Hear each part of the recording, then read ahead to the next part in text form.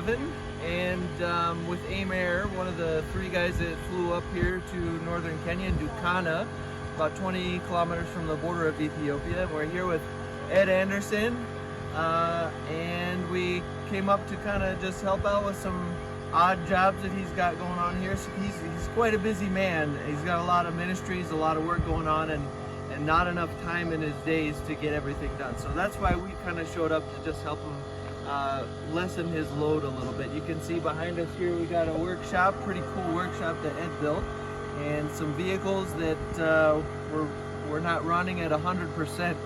So we mostly spent our time working on the front end of one of his Land Rovers to get it up and running a little bit better. So, but Ed, why don't you share a little bit about what's going on here, and yeah, anything you want to say? Well, anyway, we just want to thank you guys so much at AIM Air for coming out and helping us out. We do quite a few ministries. We do a lot of outreaches with our vehicles. In fact, you see the one behind us, we're loading up to go build a church. We're trying to we do a lot of mobile outreaches. We do mobile churches. We do wells. We put in wells for people. But one of the things that you guys really helped us so much in is in our work is get our equipment running. Like Evan just said, like the cars behind us, we have 4 vehicles for ministry, 3 were down. Now we have 3 up and only 1 down. So we're much better. So we can go out and do a lot more ministry. And also, the guys helped us rewire the workshop behind me and wire the 2 houses behind me. So those are huge things to get those wired up, and it's a real boost to our ministry so that we have time to get done the ministry that God's put on our hearts. So we want to appreciate you guys. Thank you guys for being a part of helping them get up here and bring their expertise to help us that are kind of challenged technically. Thanks. Basically, we started out like with a study of John, and then they start that in each village, and then they kind of feel it out where they should go. So then I kind of leave it up to them, and if they find there's enough people that really are catching on to the word and really excited about the study, then we'll start what we call a catechism class or a baptism Bible class.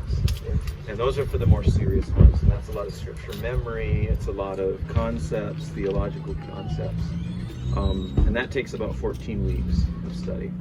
And so the ones that are serious, then they start leading that. So they'll keep on like the new believers thing, and then they'll do the more intense for those who are serious. How did they start that out? Like when they go to a village?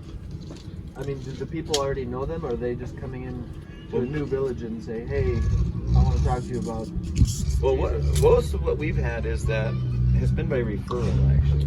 Like, for instance, even this last week, we went out and we were doing a Bible study in Kubiati, where the guys are going today with this load of stuff to build a church.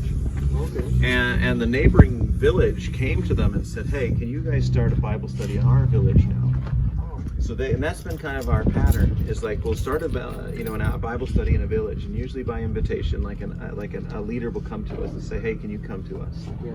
We'll go start a study, and then other neighboring villages hear about it, and then they're like, hey, what are you doing? And then he starts sharing the messages that we're learning, and they're like, hey, can you start one in ours? Okay. So then it starts trickulating out from those. Okay. We found that actually the villagers themselves are our best evangelists. Yeah. You share a message of Christ, and they're quick to share it with their neighbor. Mm-hmm. And so what we do is we found is that's been our fastest method. And a lot of it's been from leaders of villages to leaders of villages. Like the one gets so excited about the gospel, he takes it to the next village. Yeah. Then the next village contacts us and say, we want to hear the rest of the story. Okay. And so, yeah, a lot of it started actually on the steps. I talked about the steps. Kubiati, the one there, they're going to build a church today. That was one of our first outreach studies. It's 35 kilometers away. It's not close. But what happened is that we'd already started the church here in Dukana. It was still on its fledgling. We just barely finished the church building. And then these elders walked from Kubiati, 35 kilometers away, and they contacted me and they said, hey, we want 2 things from you. First of all, water, because they heard that I'd helped this village here get water. Yeah. They said, the second thing, we want that. You want to start a Bible study, because we've heard that the message that you share is a sweet story. Oh, there's really cool stuff you talk about. Yeah. Don't leave us out. So I said, would you come and do that? And so we started with a small Bible study. As soon as we started the Bible study there, all the villages along the way started asking us. Oh, wow. Because they saw us driving by and like, what are you doing? We were going to Bible study. Well, why'd you pass us by? We went over here. We're getting good vibes from it. And so that's kind of the way the work has gone at Dukana. We started out, this is one church plant. Now we're at like 8 or 9 locations, different villages. And so each evangelist is assigned to about 3 that he oversees as kind of the pastor. And then they have their days each week that they go out and visit. Another project that the missionaries have going on up here is called Village of Hope. You'll see right behind me here, there's a big slab of concrete. That concrete slab is the first foundation of Village of Hope. And the missionaries up here, Eddie and Rachel Anderson, have taken upon themselves to help the least of these, my brethren, who are the women who have been abused in the communities of these villages and ostracized. And Eddie and Rachel have taken it upon themselves to try to build a training area and dorms where these ladies can actually survive and hopefully thrive. Learn about the love of Jesus, learn about grace and forgiveness that they need to extend to other people and accept themselves, and also learn life skills such as sewing and various cooking skills that they might be able to use to make an income for themselves because they have no other way to do that. And their goal is to have close to 50 or 60 women living in these dorm rooms and learning new life skills and about the love of Jesus.